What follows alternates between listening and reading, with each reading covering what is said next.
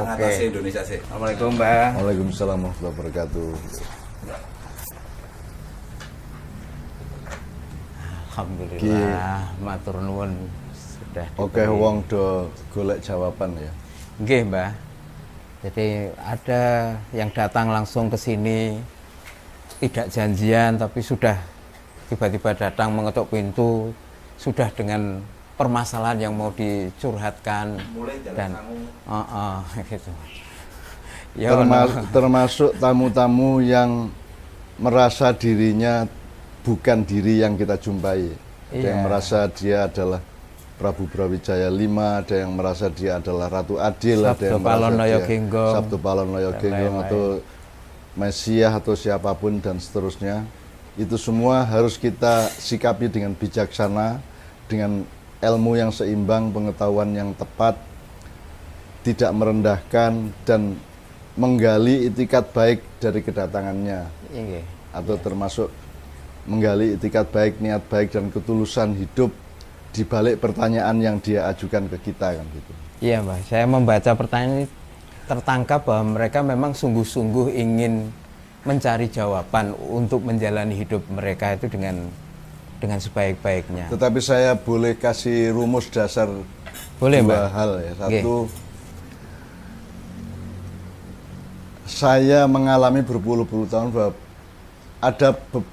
ada beribu-ribu pertanyaan yang sebenarnya cocoknya itu ditanyakan kepada Allah. Yang bisa menjawab cuma Tuhan. Atau minimum Nabi dan Rasul. Atau minimum wali. Ya. Jadi saya kan bukan semua itu. Bukan Tuhan, bukan Nabi, bukan wali, bukan Rasul. Bahkan juga kalau pertanyaan kan biasanya ditanyakan kepada orang yang tahu lah. Orang yang tahu itu di alam modern kan disebut pakar.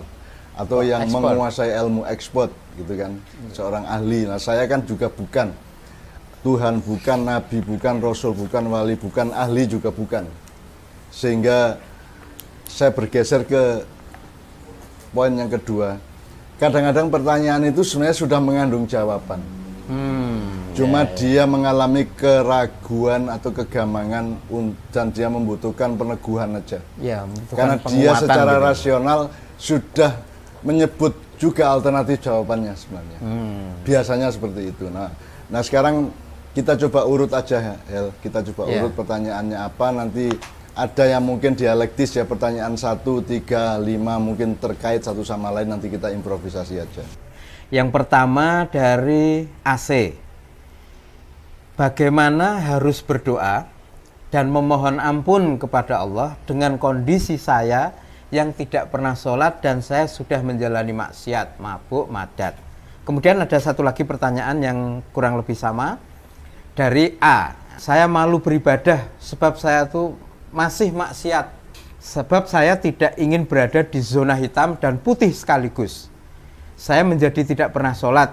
Padahal saya tidak ingin termasuk golongan orang yang ketika susah mencari Allah, ketika senang melupakan Allah. Mohon bimbingan dari Mbah Nun. Jadi dua pertanyaan yang kurang lebih sama, Pak.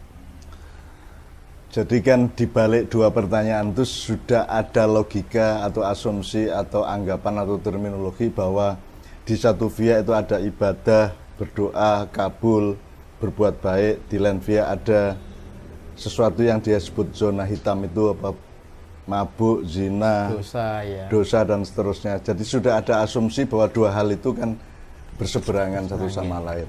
Jadi sebenarnya dia dua penanya ini sudah tahu jawabannya, sudah tahu jawabannya karena Anda tahu bahwa itu kan semacam persenyawaan kimia ya. Jadi kalau unsur A itu nggak bisa gabung sama unsur B. Misalnya ada kalau asam sulfat berarti H2SO4, kalau NH3 berarti natrium trioksida misalnya gitu ya.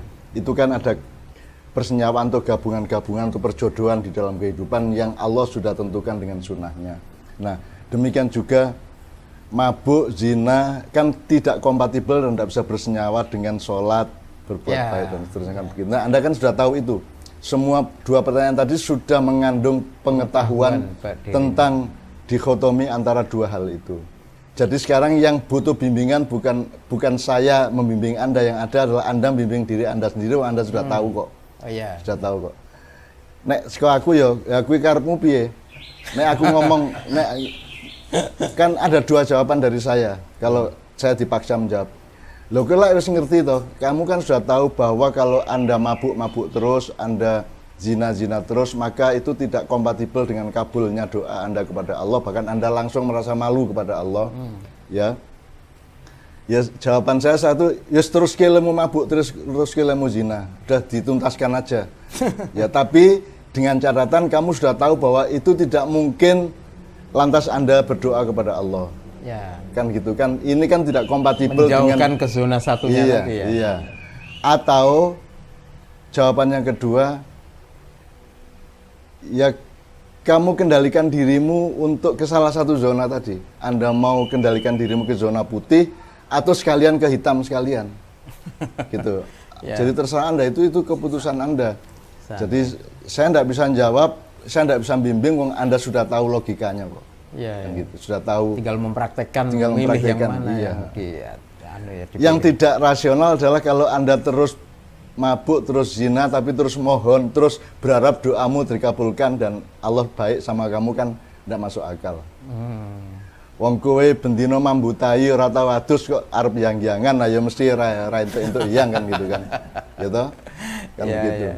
Jadi kan Anda sudah tahu logika dasar dari kehidupan bahwa dua zona itu tidak bisa dipersatukan.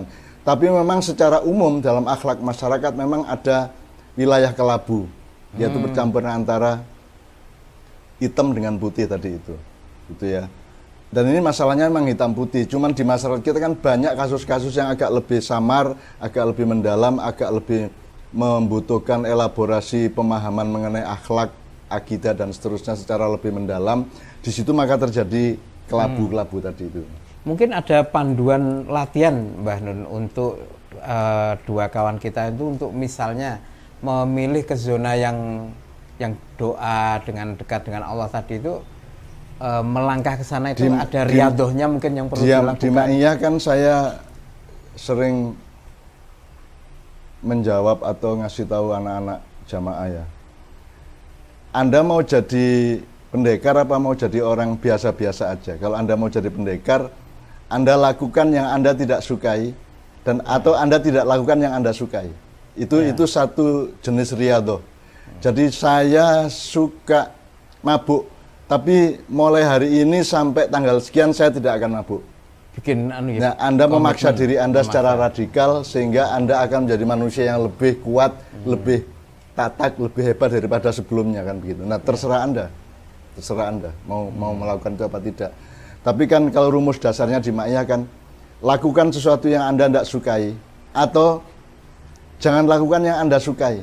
Mudah-mudahan Allah akan menciptakan proses keseimbangan dalam diri Anda dan membuat Anda teguh untuk memilih sesuatu yang kompatibel dengan Allah kan begitu.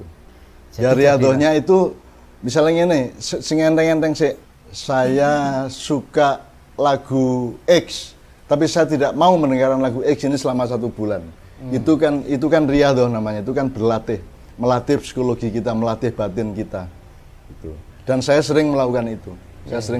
Makanya saya kan suka jamu sepahit apapun saya minum. Kenapa? Karena urusan saya bukan rasanya di mulut dan lidah.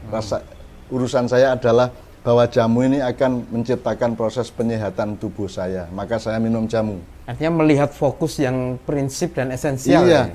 Jadi makanya dunia kuliner ini kadang-kadang memang mengacau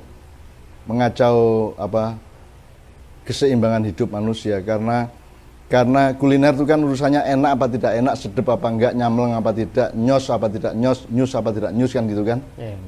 Padahal urusan kesehatan kan bisa terbalik. Ini ndak enak maka sehat, ini enak maka tidak sehat. Makanya sekarang yang sakit gula menjadi tidak bisa menikmati nikmatnya gula, yang sudah terancam oleh garam sekarang tidak bisa menikmati garam dan seterusnya. Itu Anda dipaksa oleh keadaan tubuh Anda. Nah, sekarang Anda yang memaksa tubuh Anda. Lakukan yang terbaik meskipun tidak enak. Lakukan yang paling sehat meskipun tidak enak. Dan jangan lakukan yang mengancam kesehatan dan kebaikan hidupmu meskipun dia sangat enak. Kalau Anda punya riyadhah seperti itu, maka Anda akan lahir menjadi manusia baru. Kalau pada kasus dua teman kita, 1 bulan dia misalnya menempuh komitmen melakukan tidak melakukan apa yang selama ini dia sukai dalam hitungan 1 bulan, kira-kira yang terjadi itu apa, Mbak, reaksinya? Dia akan mengalami sesuatu yang baru. Dia akan menemukan bahwa apa yang dia pikir tidak enak itu ternyata ada kenikmatannya sendiri. Jadi manusia itu kan semua tertipu sebenarnya oleh kehidupan ini, oleh dunia ini. Yang dia pikir enak sebenarnya mengandung ketidakenaan yang lebih panjang. Apa yang sesaat tidak enak sebenarnya dia mengandung keenakan lebih panjang, kan bisa begitu. Nah, satu-satunya cara untuk memahami dan mengenali atau mengetahui itu adalah Anda berriyadhah atau melakukannya dengan empiris. Jadi itu KKN, kuliah kerja nyatamu adalah real KKN ya. Real KKN. Jadi Anda kue senenganmu pacaran, kue saiki kondo pacarmu iki aku riyadhah 3 sasi ya rasa ketemu ya gitu.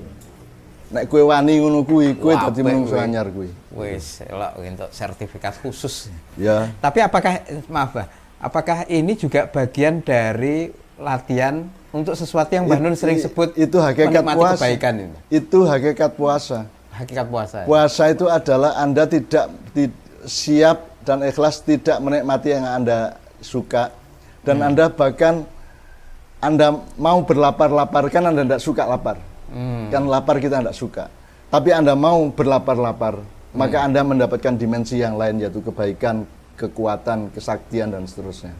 Oke, ya. Jadi kita jangan tertipu oleh yang kasat mata atau yang kasat lidah, kasat telinga itu artinya terdengar sesaat seolah itu yang baik. Padahal kalau Anda mau mengelaborasi lebih lanjut, memproses, mendengarkan tidak hanya suara tapi juga nada, tidak hanya nada tapi juga irama, tidak hanya irama tapi juga pause di antara suara-suara, maka Anda akan menemukan hakikat yang lebih dalam dari kenikmatan hidup. Intinya semua itu nikmat sebenarnya. Yang terbaik dari Allah, maka Allah melarang ABC, dan itu hanya jumlahnya cuma 3% dari seluruh kehidupan ya. Misalnya Anda makan kerbau, sapi, kambing, ayam boleh, hanya tidak boleh babi. Sebenarnya kan yang lain-lainnya boleh gitu kan. Gitu. Dan hanya sedikit Allah ngasih larangan itu, dan larangan dari Allah itu kan kenikmatan. Bahwa sedikit Allah, tapi wafat ya. Kenapa Allah melarang? Karena Dia ingin memberi kenikmatan kepada kita. Sebab begitu kita mematuhi bahwa untuk tidak melanggar larangan itu, Anda menemukan kenikmatan yang lebih sejati daripada kalau Anda melanggarnya. Kan gitu. Jadi rahasia hidup itu tidak terletak pada pengetahuanmu, terletak pada kemampuanmu dan ketahananmu, keteguhanmu untuk berriyadhah atau melaksanakan riset pribadi. Penelitian empiris dari jasad kita. Ya. Sebab lapar itu belum tentu jelek, kenyang belum tentu baik, kan begitu. Dan saya 50 tahun sejak saya SMP sampai sekarang itu kan mengalami, sengaja atau tidak sengaja, berriyadhah atau tidak niatnya, tapi pokoknya saya mengalami seluruhnya itu ulang-alik tidak karu-karuan. Jadi misalnya sekarang Anda punya motor, sekali-sekali Anda niati tidak pakai motor seminggu. Anda jalan kaki apa naik angkot apa-apa, pasti Anda akan mendapatkan nilai hidup yang luar biasa. Saya dulu kan jalan kaki, saya kuliah dari Kadipaten ke Gedung Indo UGM itu ya jalan kaki. Cak Mif, kakak saya itu juga jalan kaki sepanjang 3,5 tahun ke Fakultas Farmasi dari Kadipaten. UGM jauh loh. Belum ada kol kampus, belum ada angkot, belum ada angkutan-angkutan itu. Iya. Dan itu memberikan makna hidup yang luar biasa, yang Anda sekarang coba jalan saja sampai 1 kilometer, Anda pasti berubah hatimu, pikiranmu pasti ada sesuatu yang baru. Terus melakukan artinya ada saat-saat dimana kita perlu meninggalkan apa yang menjadi kebiasaan atau mungkin kesukaan itu ya, untuk mendapatkan itu kalau yang baru. Riyadhah atau metode yang radikal untuk mengolah kekuatan diri kita adalah Anda bertindak radikal seperti itu. Anda tidak makan yang Anda suka dan Anda makan yang Anda tidak suka, atau Anda tidak melakukan kepada diri sendiri. Iya, tapi tidak boleh radikal kepada orang lain. Radikal kepada diri sendiri. Saya sangat radikal kepada diri saya sendiri. Oke. Terima kasih Mbak Nun. Ini langsung saya lanjut ke pertanyaan berikutnya karena tampaknya juga ada proyeksi yang terkait dari RMF. Jadi kan Mbah Nun sudah bicara tentang apa riyadhah dan lain sebagainya. Nah, ini pertanyaan dia adalah pendek banget pertanyaannya, tapi begini bunyinya. Berapa lama lagi rakyat Indonesia harus puasa? Nah, ini ya, puasa itu maksudnya adalah dia tidak bisa makan apa yang seharusnya dia berhak makan. Dia tidak bisa mendapatkan, rakyat Indonesia tidak bisa mendapatkan kenikmatan atas segala sesuatu yang sebenarnya dia punya hak sebagai rakyat untuk menikmati, kan begitu. Nah, ini kan pertanyaan ini, andaikan ada Rasulullah saya langsung tanya ke Rasulullah. Atau kalau ada malaikat Jibril saya tanya ke malaikat Jibril, kan gitu. Dan pertanyaan ini kan untuk Allah ini. Lowong di Indonesia sekarang ini tidak ada dialektika apa-apa, kita ini jumud, kita ini beku kok. Ada demo Omnibus Law, itu ya diplesetkan menjadi Melki Guslo kok. Dan tidak berakibat apa-apa. Tidak menjadikan dialektika apa-apa. Jadi ada apapun saja di Indonesia ini tidak terjadi apa-apa. Kalau mekanisme sosial itu tidak menjadikan perubahan apa-apa. Jadi ini bangsa kita ini sudah jumud, sudah beku. Dan ini yang disebut ahmak. Ahmak itu adalah satu situasi manusia yang tidak bisa lagi diomongin, tidak bisa lagi disindir, tidak bisa lagi dipukul, tidak bisa diapa-apakan. Pokoknya dia tidak merasa apa-apa. Jadi mau ada revolusi kayak apapun juga tidak akan terjadi apa-apa di Indonesia. Jadi yang bisa menjadikan Indonesia berubah hanya kehendak Tuhan seperti yang daftar tadi itu. Itu wallahu alam. Jadi sampai kapan bangsa Indonesia berpuasa? Ayo kapan-kapan kita tanya langsung ke Allah atau sowan ke Kanjeng Nabi. Atau kalau di sekitarmu ada wali-wali atau habib-habib yang sering ketemu Rasulullah dalam mimpinya, tolong mbok tanya sama beliau, Bib, mbok kalau ketemu Rasulullah tanya bangsa Indonesia ini puasanya sampai kapan gitu. Itu kok tanya ke saya. Nah, saya kan sama dengan Anda persis posisinya. Orang biasa, muslim yang belum tentu sempurna, atau manusia yang belum tentu matang, dan kita berposisi tidak punya kelebihan apa-apa di antara satu sama lain. Andaikan pun ada kelebihan seseorang pada orang yang lain, bukan karena dirinya tapi karena fadilah dari Allah dan karena izin atau perkenan dari Allah, tidak karena dirinya, kan gitu. Dalam keadaan yang seperti itu, Mbah, di mana sesungguhnya pertanyaan ini sebenarnya tertujunya kepada Allah karena situasi yang ada ini benar-benar tadi disampaikan Mbah Nun tidak ada dialektika, kejumutan dan lain-lain. Teman kita ini apa yang mungkin bisa ya kerjakan untuk lingkupnya atau mungkin untuk skala ya mengejar kasful hijab. Kasful hijab itu terbukanya tabir masa depan. Jadi untuk itu ya Anda harus sering-sering merenung, Anda harus sering-sering wiritan setelah sholat atau diem duduk tahiyat atau duduk bersila lewat tengah malam atau syukur banyak sholat malam. Sholat malam itu juga kalau bisa berkali-kali. Anda tidur sedikit bangun sholat lagi, tidur setiap lagi bangun, ngelilir sholat lagi gitu.